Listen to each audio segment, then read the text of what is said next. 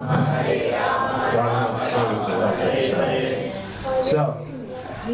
Om Gana. Timirandasya Gananjana Shalakaya Chakshur Unmeditam Yena Tasmai Shigurve Namaha. I offer my respectful obeisances unto the lotus feet of my spiritual masters, Divine Grace, A.C. Bhaktivedanta Swami Prabhupada, who so kindly opened my eyes with the torchlight of knowledge while I was blinded in the darkness of ignorance. So today we are celebrating Vaishnava Diksha, Vaishnava Harinam initiation, as was stated in the Sankalpa. I want to speak a little bit about a Sankalpa, because people think it's just a ritual to say the Sankalpa. What he was saying was, we're here on the specific day of the sun, the moon, and he used the Sanskrit word Sydney in there, which is very interesting. I didn't know that was translated like that. So a Sankalpa basically means an intention, like what you're doing. And the reason the intention should be declared at the beginning of any sacrifice is that it helps you focus. So it's very important to be able to control the mind and focus, especially in spiritual life or even in material life. We were speaking in the car coming over that one devotee wanted to make billions of dollars. So I told him, you got to work very hard and focus. And he didn't like that much, because he thought it would all just come from Krishna. But as they say, man proposes, God disposes. And according to the Gita, there's 5 factors of action, and Krishna is one of the factors. But the other factors you actually have under your control. So in order to focus, you have to really have a goal, an intention, a sankalpa. Without that, your mind will wander. And the reason I'm talking about that, because our perfection in Krishna consciousness is dependent on how we can focus our mind on the holy name. We are called, this thing is drifting gradually. That's all right, it's going down, okay. So we are called the Hare Krishna movement for the reason that we do chant Hare Krishna, but there is a quality dependent upon what quality we chant the Hare Krishna mantra, that determines how quickly we will advance in devotional service and how much we will please Krishna and how many offenses we're going to commit. So the common question that people ask me when I go to the houses is that my mind is going all over the place. Chanchalahi manaha Krishna pramati balavadridam tashaham nigraham manye vayor eva shadushkaram, as Arjuna says in the Gita. The mind is restless, turbulent, obstinate, and very strong, and to control it is more difficult than the wind. This is a standard question I get practically in every place. And I can't concentrate on my japa. 16 rounds, but usually I'm not even aware when I finish my 16 rounds. As the joke goes, please wake me up when the rounds are finished. And you know, we're really not conscious of what we're doing. We're actually performing Krishna unconsciousness, what the Krishna unconsciousness movement. So sometimes you think, did I chant my rounds today? I don't remember. Did I chant my Gayatri today? I don't remember. Did I eat prasadam? No, you you never ask that question of yourself, because you know you ate. It's important to you. Chanting, well, maybe not so important to you, but that's not good. So really, to be able to focus, the answer to the question that I get all the time is, you have to have a sankalpa. Before you chant, while you chant, after you chant, you should be thinking, why am I chanting? What is my motivation? And it should be a positive motivation. Not simply, I'm chanting because if I don't chant, I go to hell. That's a negative motivation. And that doesn't really get you to focus. chanting out of fear, whatever. We should be chanting, even if our motivation is not completely pure, like that of Dhruva Maharaj, at least it helps us focus. As stated in the Bhagavatam, akama, mokshakama,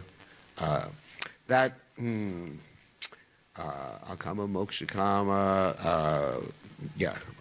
sarvakama, udaradit, tivrena bhakti yogena yajetu purusham param. Whether you are full of material desires, sarvakam, whether you're mokshakam, desiring liberation, or whether you're akam or have no desire, no material desire, tivrena bhakti yogena yajeta purusham param. What is that? Tivrena means forceful, but not in a negative sense. It means very focused. Like anybody who has met Prabhupada knows that he was always very focused, 24 hours a day, because he was remembering his sankalpa. And his sankalpa, if I had to really think about it, Prabhupada's sankalpa was to please his spiritual master, because he was inspired by Vishwanath Chakravarti Thakur's commentary in the Bhagavad Gita on the verse Vyavasayatmaka buddhir ekeha korunandana, where Srila Vishwanath Chakravarti Thakur talks about one-pointed determination, which is what that verse refers to. And he says that's the order of the spiritual master, and Prabhupada would often say, the order of the spiritual master is the active principle in spiritual life. Very interesting. And of course, we all know the verse, Yashya Prasada Bhagavat Prasada Yashya Prasadana Kati Katopi. So that was Prabhupada's sankalpa. And always thinking of how to please Srila Bhaktisiddhanta Saraswati Thakur. And of course, that was why Prabhupada was empowered. And of course, he's a Nityasiddha devotee. We understand that. So we have to have a sankalpa, of course, to desire to fulfill the order, the instructions of the spiritual master, the desire of the spiritual master. That's very nice. So our sankalpa, in addition to that, should be connected to something that really strikes us, is really important to us. And that may vary from day to day. You know, we may be praying for our family member who's very sick. We may be praying for pure devotional service. We may be praying to help me become detached from this material world. Whatever your prayer is, it has to come from the heart. It's described that if you're chanting and tears are not coming from your eyes, your heart is steel framed. So the chanting has to be done from the heart. Of course, we move our lips and the tongue and everything like that, but it has to be an emotional component. I want this. Like a child, like Prabhupada said, referring to the Shikshashika verse, Ainanda tanuja kinkaram patitam mam vishame bhavam buddho. Kripaya tava pada pankaja stita duli sadrasham vichintya. O son of Nanda Maharaj, I am your eternal servant, Kinkaram. Please save me, fix from this horrible material world. The actual Sanskrit says horrible material world. And fix me as one of the atoms or specks of dust at your lotus feet. So you're begging. You're begging. I had one godbrother, he passed away, he's a very nice godbrother, Gaur Govinda Maharaj. And he said about his temple that he was opening up a crying ashram. Some of you may have heard about this before. Of course, we don't want devotees crying in the temple while they're chanting japa. That would be very disturbing. However, at the same time, we have to have that intense emotion. And then, again, that means sankalpa. What am I doing? Why am I doing it? For Krishna, for the spiritual master. I want to be Krishna conscious. I want to please, and it's all based on personal relationships. Krishna consciousness is personal. We want to please Krishna. We want to please the spiritual master. We're praying to be able to do it. We're praying to be able to focus. And then you will chant good japa. Okay. And then you will be very effective in spreading Krishna consciousness, which is everyone's mission. When you're taking initiation in the Krishna consciousness movement, you're taking initiation as a soldier in the Krishna consciousness movement. Not just as a hanger-on, but you're a soldier. You're joining Krishna's army. Prabhupada had that mood like a Kshatriya. For example, Prabhupada said in the final days when he was very sick, give me the benediction of leaving this world, leaving the body, on the battlefield of preaching. I'm just paraphrasing Prabhupada's words. Prabhupada said, we want devotees like Arjuna. This is part of initiation. Not that you have to fight with weapons. Of course, in my country, you fight with weapons, but it's a little bit different. I feel a lot safer here in Australia. So, not that you have to fight with weapons. It's. I don't think you could tighten it anymore without breaking it. It's pretty tight. So, but you fight with the challenge to bring people to Srila Prabhupada's lotus feet, to Krishna's Radha Gopinath's lotus feet. And it requires some spirit, some passion. Not simply, Prabhupada said, we're not so interested in sit-down devotees. Of course, we give our mercy to everyone. Okay, you want to sit down. You want to go to Vrindavan at the ripe old age of 45 and retire, just to make sure that you'll die in Vrindavan when you're going to actually die like 50 years from now, in case something happens. But Prabhupada, in the final years, he was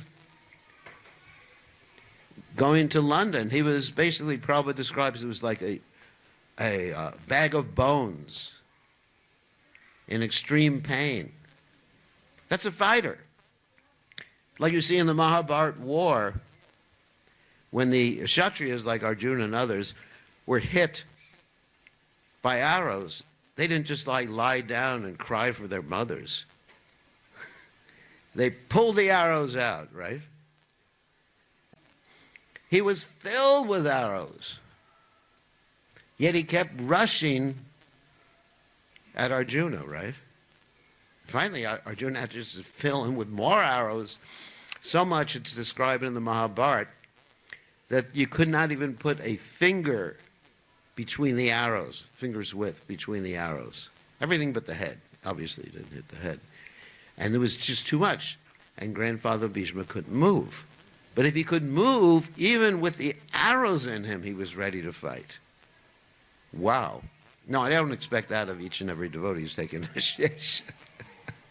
That's a lot of determination. I don't even expect that of myself. But the concept is that we should be ready to carry out the mission. Yes, we're chanting, we're going back to Godhead, hopefully. We're going back to Godhead, becoming free from karma, which is kind of nice. Except for me, I have to take everyone's karma, but we become free from karma. We can eat a lot of prasadam, dance in kirtan, but we have to develop the essential quality of a Vaishnava, which is compassion for others. Vanchakalpatarubhyascha. Kripa Sindhu, right? An ocean of compassion.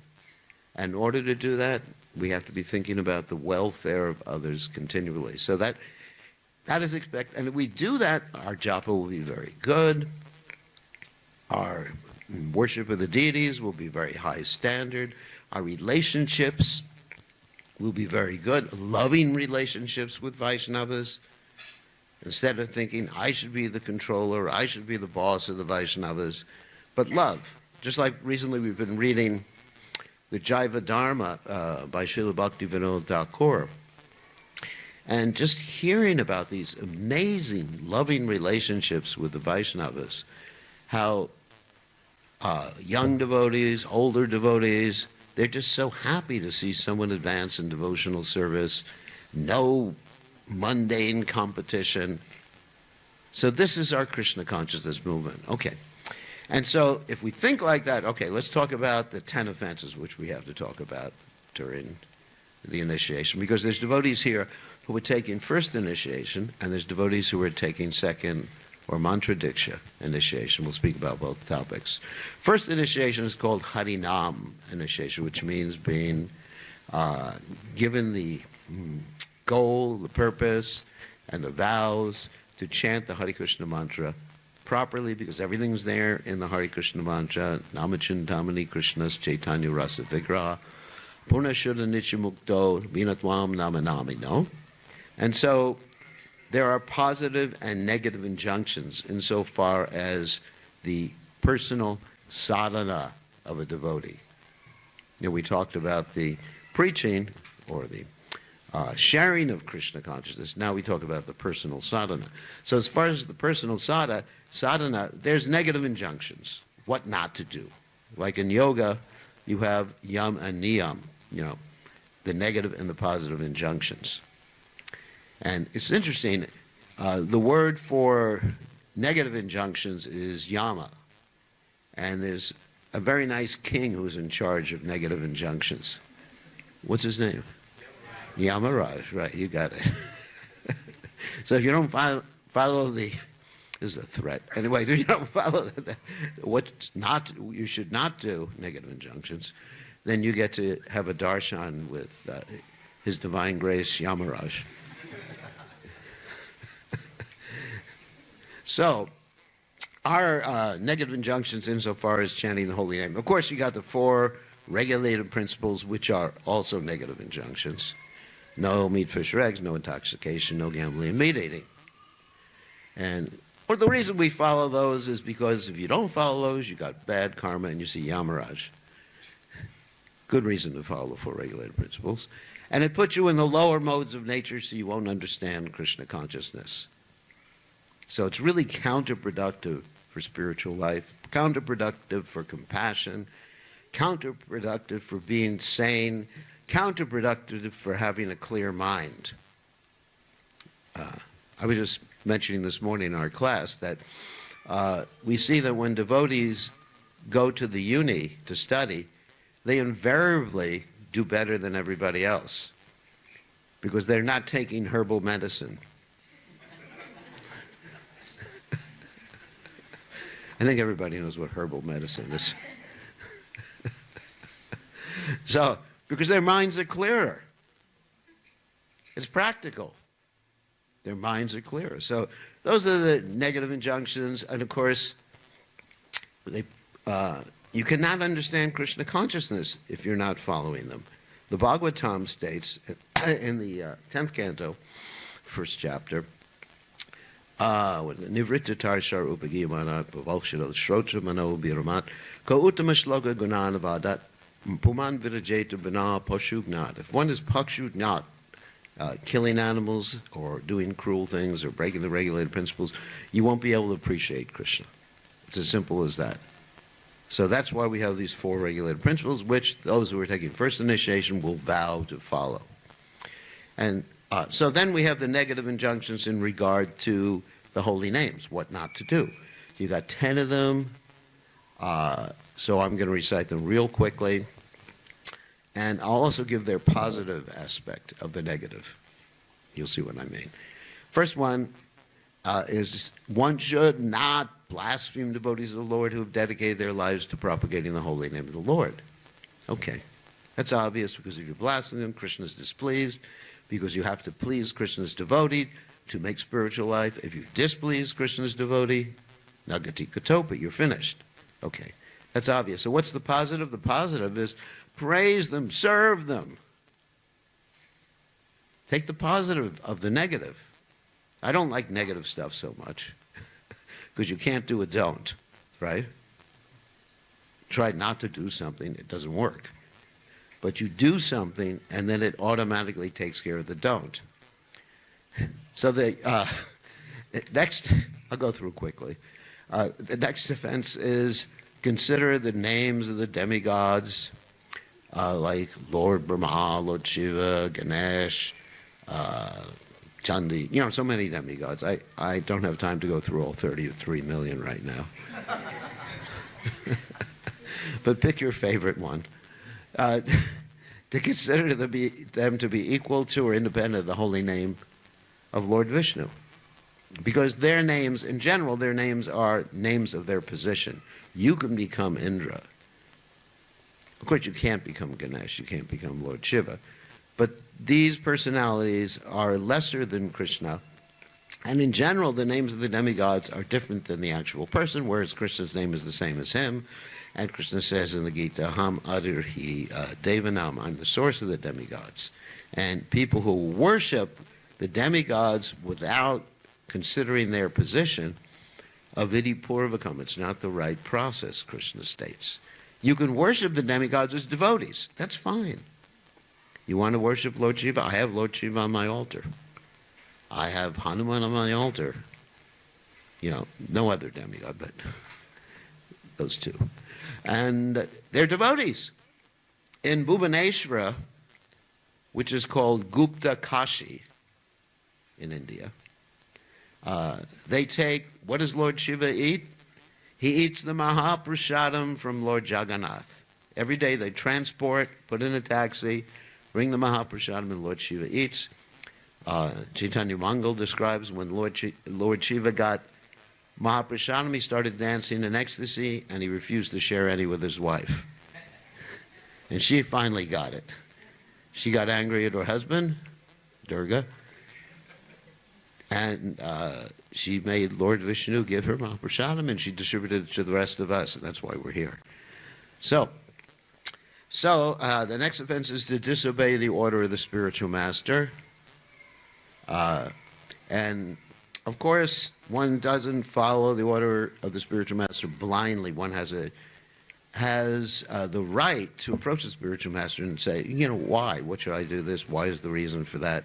And also present, I wouldn't say arguments, but opinions of different courses of action that maybe should be done, but ultimately one follows. Anyway, I'm not going to tell that story. It's too interesting. So anyway, the idea is that positive one follows the order of the spiritual master. Another offense is to decry or criticize the Vedic literatures or literatures in pursuance of the Vedic version. That means any literatures, whether they're Eastern literatures, Western literatures, Northern literatures, Southern literatures, that glorify God, we're happy with. Bhaktivinoda Thakur says in the Chaitanya Shamrita that we can go and see other people worshiping the Supreme Personality of Godhead, and they may have a different name from God, Allah, Jehovah, whatever, and we appreciate they're worshiping the same God in a different way, in a different cultural way. We are able to look beyond the cultural veneers, that means the coverings, and see the essence or the love of God that someone has. Very important. So, the next offense is to consider the glories of the holy name to simply be imagination. And they're not imaginations. Directly Krishna, when you chant Krishna's name, he's there. That's the positive. He's there. You can experience him. Oftentimes when I'm dealing with people who don't know much about Krishna consciousness, I say, you try chanting. Don't believe what I'm saying. In fact, it's better you don't believe, because as Prabhupada said, doubt is a sign of intelligence. But approach it openly. You try something. And so you chant and see how you feel after you've chanted. Chant one round today. Come back to me tomorrow. Tell me how much ecstasy you're in. Of course, you can suggest they're going to be in ecstasy. That helps. So, and then the people start chanting. It's really amazing because Krishna is there. In the beginning, Namabash, maybe you don't believe, but you'll experience. Okay. So, the next offense is to give some concocted, perverted interpretation of the holy name of the Lord. Like saying it increases the alpha waves or the beta waves or whatever, and that's why you're feeling ecstasy. Like sometimes people do that. So instead, give the real understanding of the holy name. What does the name Krishna mean? The name Krishna, of course, is the name of Krishna, obviously. But it's composed of 2 syllables. Krishna. Krish means attraction, to attract. Like Krishna says in the Gita, Krishi Goraksha Vanajan Vaishya Karma Swabhavajan, which means the Vaishya uses a tractor, but his tractor is a bull, an oxen. So pulls, attract. So Krishna attracts you, Krish attracts you. Na means short for Ananda, which means bliss. So Krishna's name gives you bliss. And Rama means he's a supreme enjoyer. And Hare refers to Radharani in the vocative form, crying out, Radharani, please engage me in Krishna's service. So you give, if you want to interpret the holy name, or then go do it according to what the acharyas say. There's no problem with that.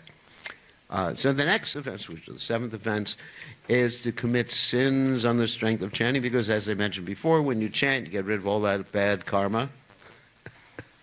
You dump it all out on the poor guru. So, no, not really. You get rid of it. And it's described even by Namabhas chanting, all the karma, that's parabdha karma, aparabdha karma, I'm not going to describe those terms right now, is all finished.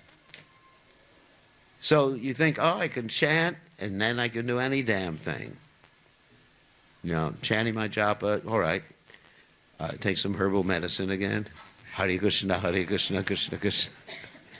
Oh, I could focus my mind better. Anyways, don't think like that. That's offensive. You're thinking you're getting excused for sinful activities. So instead, the positive, don't do it. Don't commit sinful activities. And the 8th offense is to consider the chanting to be like a ritual.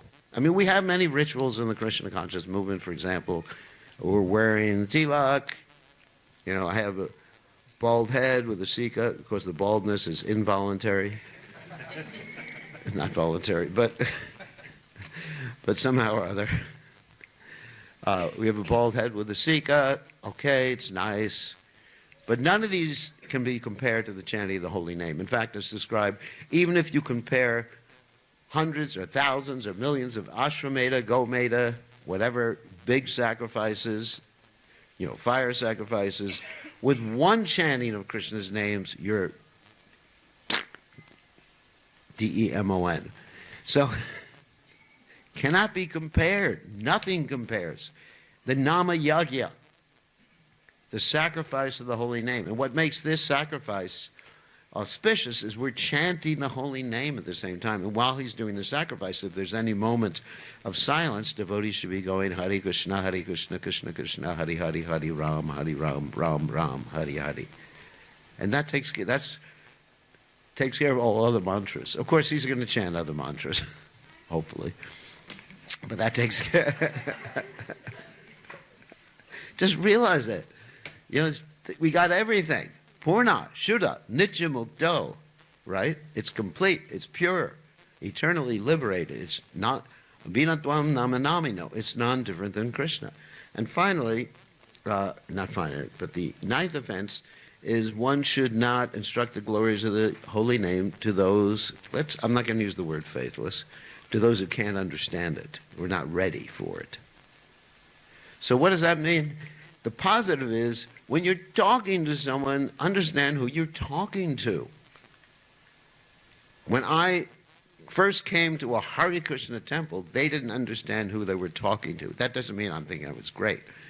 But I walked into the temple, and immediately they told me I wasn't qualified to read Prabhupada's books because I was a Rakshasa.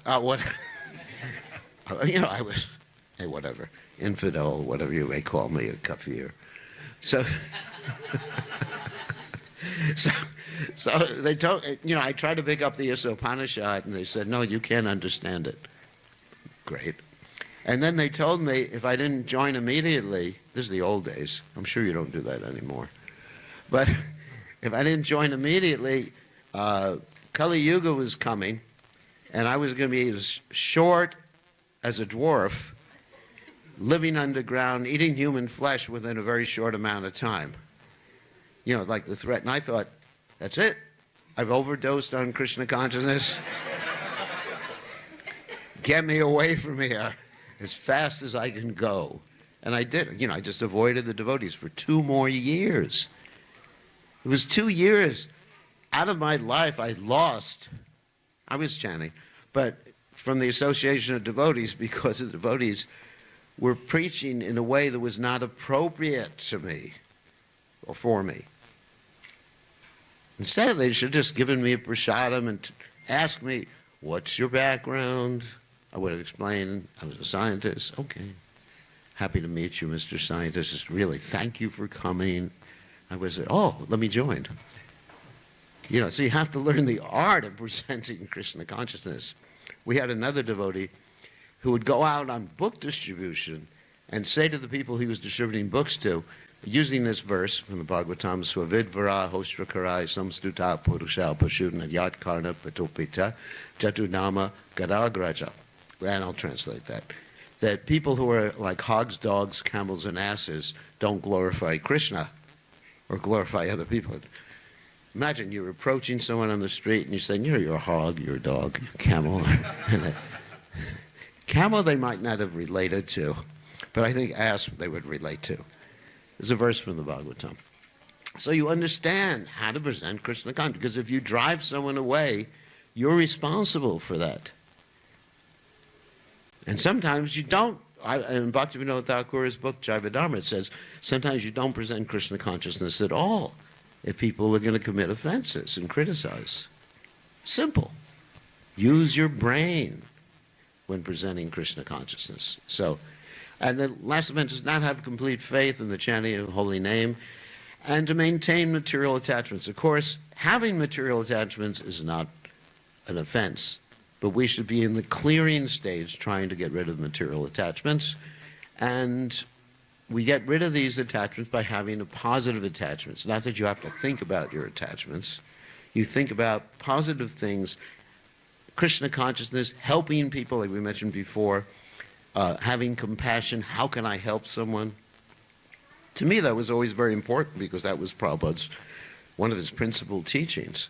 One of Lord Chaitanya Mahaprabhu's principal teachings. Namaruchi, Jiva Doi, isn't it? Vaishnava Seva. These are the important things. Namaruchi, having a taste for the holy name. Jiva Doi, having compassion for other Jiva souls. So that's really the point. So as far as that offense is concerned, we should be trying to become more and more attached to Krishna. It's simple. That's a positive. Also, there's an overriding offense, which is not one of the 10 offenses, which is called inattentive chanting. But that inattentive chanting is taken care of if we have the sankalpa, if we have some emotional intensity, and that's what I talked about in the beginning of this whole talk.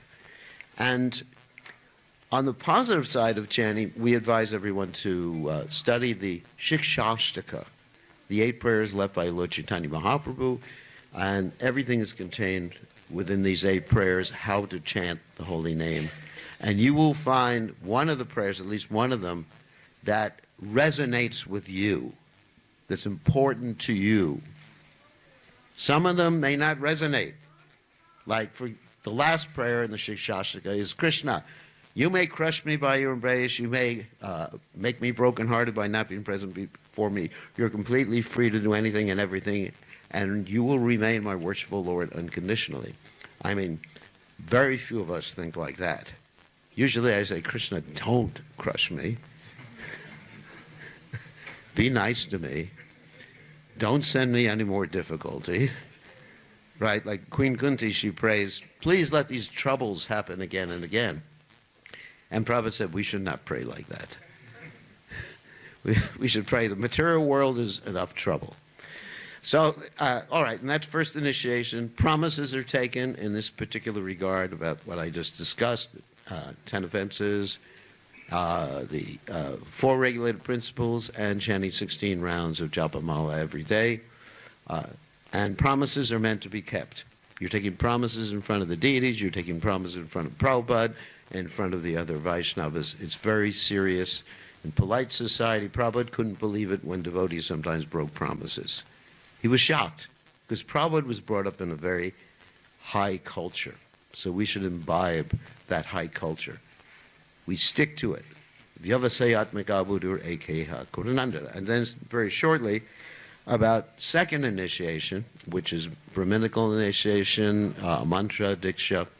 This is the initiation where one gets the Gayatri mantras.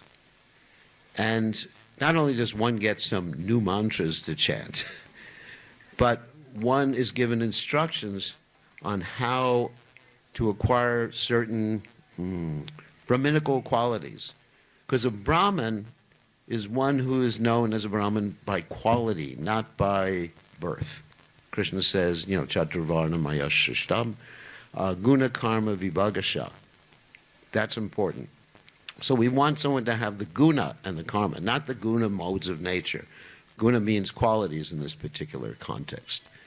And the karma means work, not karmic reaction. So what are the qualities and work of a Brahmin? And that's mentioned by Krishna in Gita. It's easy. I just have to repeat a verse. So makes my work easy.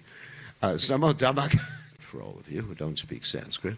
So a Brahmana is supposed to be samadarshi. Seeing things equally. Seeing all living entities are equal because they all have Krishna in the heart. They're all equal souls. Being equal in happiness and distress. Krishna's first lesson in the Gita, right? Mantra sparshas to Konteya. It's just being equal poised in all circumstances. Heat, cold, pleasure, pain, etc. Samadhamma. Dhamma means tame. Taming what? The senses.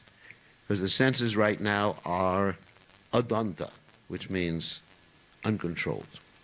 Adanta gopir vishatam tamishram purnak purnas chara vita chara vadanam. The problem, according to Prahlad Maharaj, is that when you have uncontrolled senses, you keep doing the same thing, thinking you're going to get a different result, which the great Acharya Albert Einstein said is the definition of insanity.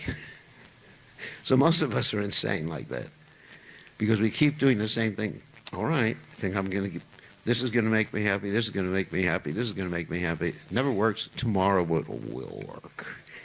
So that's insanity. So Dhamma, we control the senses by engaging them in Krishna's service. That's all. We engage the tongue in eating nice prasadam, engage the eyes in seeing the beautiful form of the Supreme Personality of Godhead, Radha Gopinath. We engage the hands in serving in different ways, all the senses, the active senses and the perceptive senses. So, Dhamma, tapa. And so there's this tapa is interesting. We talked about this the other day. It means fire. So it means austerity generally. So tapa means we accept things favorable for Krishna and we reject things unfavorable. That's the tapa, that's the sharanagati, or the surrender we have towards Krishna. It's very simple. Tapa, shocha means cleanliness. Cleanliness internally by always yaksmaret pundarikaksham. You chanted that already? That's a very interesting verse. Yaksmaret pundarikaksham savayatara shuchi Shri Vishnu, Shri Vishnu, Shri Vishnu. That by always remembering Krishna, remembering the sankalpa again, our purpose, wherever we are, whatever we're doing, 24/7, that's our challenge. And then we remain clean in our heart, free of impurities like lust, anger, greed, illusion, envy, etc. like that. Also, shocham refers to external cleanliness. Prabhupada said a Brahmin has to be extremely clean, inside and outside. And then other qualities of Brahman are tolerance, which is similar to, sama, Shantir Arjavam, honesty. Brahman should always be honest, tell the truth, and not only tell the truth, honesty means you act the truth. You say something, you're not a hypocrite. You do what you say you're doing. You don't say to people who are working with you, Don't do as I do as I say. My parents used to use that on me. Don't do as we do as we say. That's pretty good. That's hypocrisy.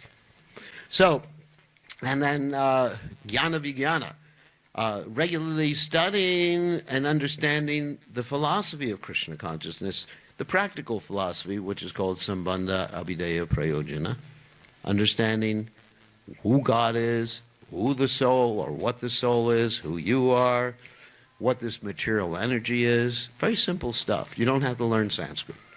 Don't worry. Not necessary.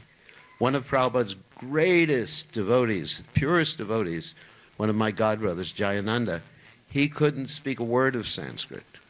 No verses. In fact, he couldn't even pronounce his Gayatri mantra. And Prabhupada actually said, just think of him instead, to think of Prabhupada instead of chanting Gayatri.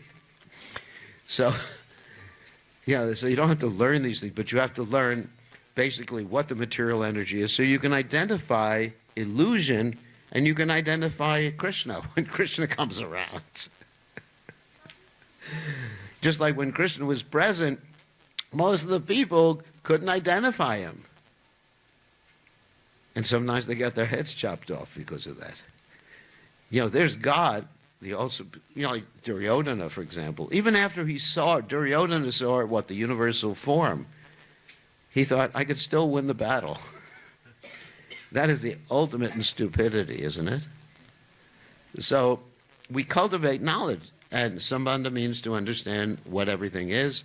Abhideya means to understand how to act and cultivate a higher consciousness. And Prayojana means what is the goal? There's the Sankalpa again. Where's the goal? Where am I going to? Where do I want to be in the future? What do I want my consciousness to be like in the future? And then so jnana vijnana, and you practice what you preach. Jnana vijnana, astikyam. So that religious. Brahma karma svabhavajam. So these are the qualities of a Brahmin. And this is whether or not you get or obtain or manifest these qualities will determine whether you are an actual Brahmin, not the thread or the mantras. Prabhupada said one time, if someone gets the thread and doesn't have the qualities of a Brahmin, then we can call him a sacred thread holder. Now don't say that to other people, that's not nice, but apply it to yourself. So, this is Krishna consciousness, and it's blissful. The more you continue Krishna consciousness, the happier you'll be. I've been following Krishna consciousness for 53, 54, 55 years, whatever it is, and each day gets better. Of course, you get an old body at the end, but don't complain to Krishna about that. He warns you about it. Janma mrityu jara vyadi. He says it's going to happen, so you were pre-warned. But each day, no matter what state your body is, you feel happier and happier and happier in Krishna consciousness. This is the proof. So just look at the future like that. You want to be happy, that's the goal. To be happy, to make Krishna happy, you're on the right path. Okay, so that's the so-called lecture. So we can proceed with giving the names, if that's all right. Where are the beads? Do you have the beads with you? Do you have the beads with you? Oh, good. That's good.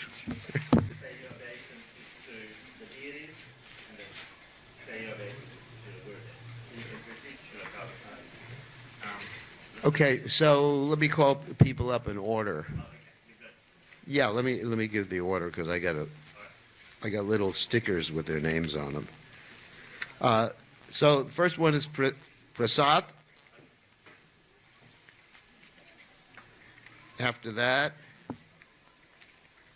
is Jaya Prakash.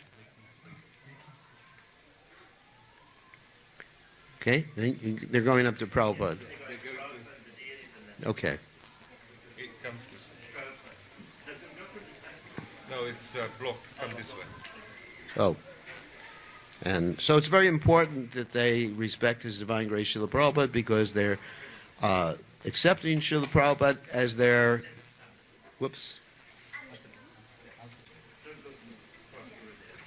as the primary source of shiksha, and also promising to remain faithful to Srila Prabhupada's institution and serve Srila Prabhupada's institution. This is very, very important. And the third person who can follow him is Malobika. That's you. Okay, you have to follow their path, follow in their footsteps. Mahajaniyena Gatasa Pantha.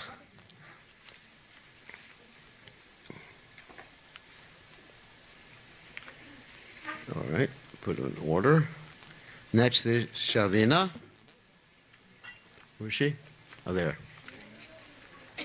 And next is Tarun.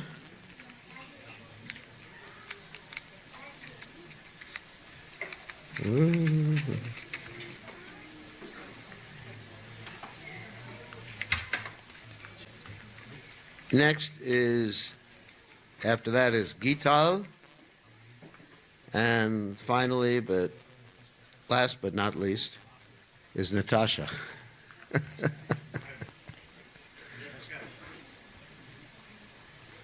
Okay, you ready? I get another mala. Hare Krishna. Where's the beads? Okay. So, what are the four regulated principles?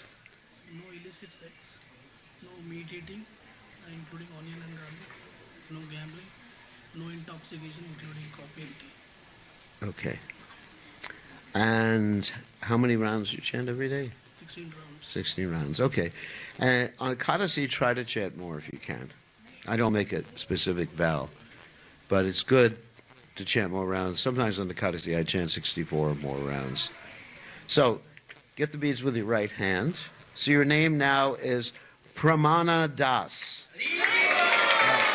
Hare Krishna. So the word Pramana, it means the understanding or conclusion of the Vedic literatures. Praman. You know, what's the Praman? You've heard this word. In Hindi, it's a similar word, but what's the understanding? Pramana Das Ki Jai.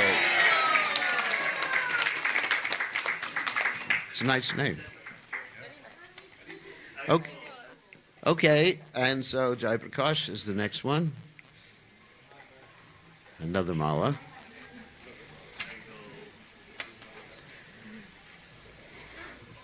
Beads. Your name is Krishna Leela. So anyway, so what are the four regulated principles? No meat eating, no gambling, no intoxication, no illicit sex. Very good. And how many rounds every day? 16 minimum rounds. Rounds. And if you can chant more on the Kadasi, it's very good. So the beads with your right hand, just the right hand. So your name now is Jaya Dharma Das. Jaya Dharma Das Ki Jai. Of course, everybody knows what that means. That's not a difficult one. So, okay, Malavika. So, okay. Dandavat Kuro. Yeah, actually, pranam is the right word. So, what are the four regulated principles? No meat eating, no illicit sex, no intoxication, and no gambling. Okay. And how many rounds every day? Minimum 16 rounds and some extras during the That's good. And so you get the beads with your right hand, and your name is Manasvi Devi Dasi. Manasvi. That's the name of Radharani. Okay. Okay, next is Shavina. Okay. Manasvi. Okay. Okay. Pranam Kuro. To be more precise. So, what are the four regulated principles? No intoxication, no gambling, no meat eating, no illicit. That's easy. And what are the four regular? I mean, what is how many rounds every day? 15 rounds and some extras on the every day. If you can. You know, we follow Ekadashi. So your name now is, get the beads with your right hand, is Shantani Devi Dasi. Shantani Devi Dasi Ki Jai. That's also a name of Radharani. Okay. Tarun. Okay. And beads. Okay, so let's just sit down. See it back. What are the four regulated principles?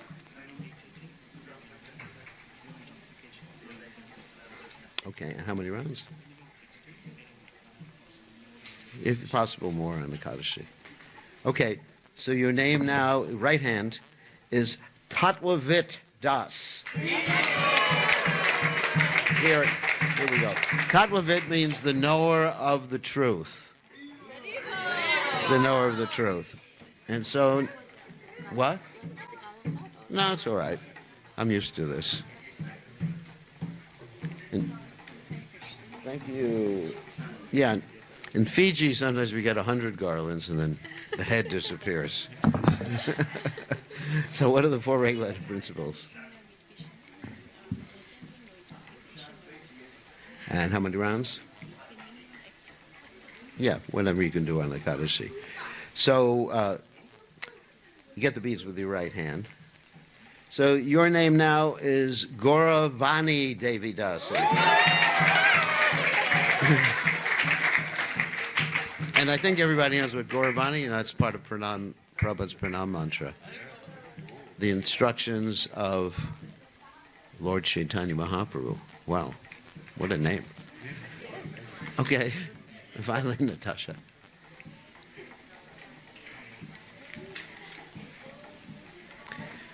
Okay, and so what are the regular principles? Yeah. Good. And how many rounds? 6. If you can do, if you know, it's not mandatory. So your name now, get the beads with your right hand, is Nama Prema Devi Dasi. Nama Prema Devi Dasi Ki Jai. That means love for the holy name. Hare Krishna. It's a nice name, isn't it? Okay, so and the people who are taking Gayatri mantra are supposed to get their thread, although I haven't chanted on them yet. So we should take time for me to chant on the threads right now? Or? Yeah, that's the important thing. Oh, so I don't need extra threads. I can save money.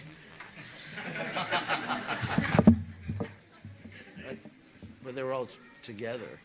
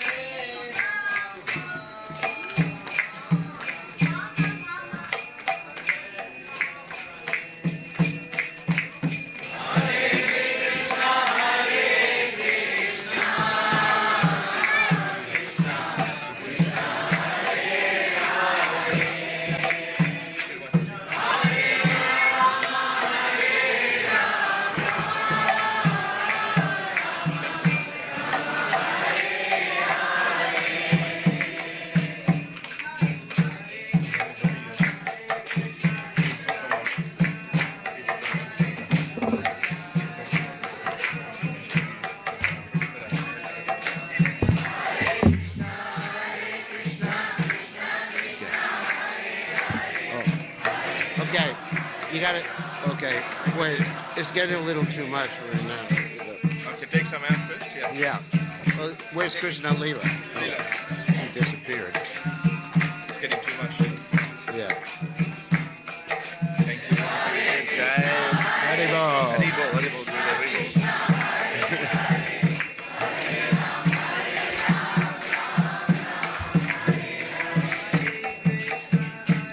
So you got to take the right. Oh yeah, you got it. Okay. Wrap off. Right hand Right hand. and Okay. the left head. Thank you so much, Guru. Just like that? All right, that's it. And you get the mantra later. Yeah, I know. I've got some dakshina as well. Oh, Can I okay. just- I You forgot give the- it now, I forgot the or- envelope. I'm so sorry. Wait, that's all right. I'll give you some more later. Yeah, whatever. Thank you. Haribol. Brahman. You don't get a thread though.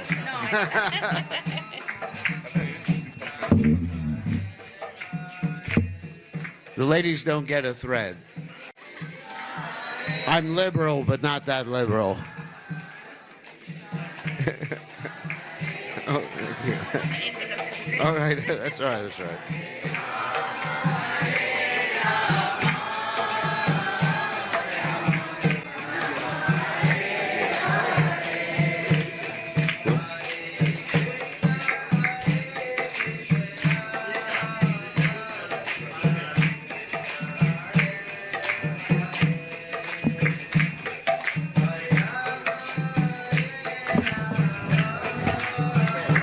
Mantra later. Okay. Whoop. Another mantra. Hare Krishna. Krishna Krishna. Hare Hare. Hare Rama. Rama Hare Hare. I just want to mention, we're honored also that some of the disciples of Kadamba Kandana Maharaj are sitting here in their sacrifice. And I was just with him in Vrindavan, and such a great, pure Vaishnava. I mean, just overwhelmed with his level of Krishna consciousness. So I'm just honored that you're sitting at the same sacrifice here. So we're very happy. And then I was also very impressed with Jayadvaita Maharaj's devotion to his disciple, And I learned a lot about Vaishnava behavior just by observing both of them. So you're very fortunate. Hare Krishna. Okay.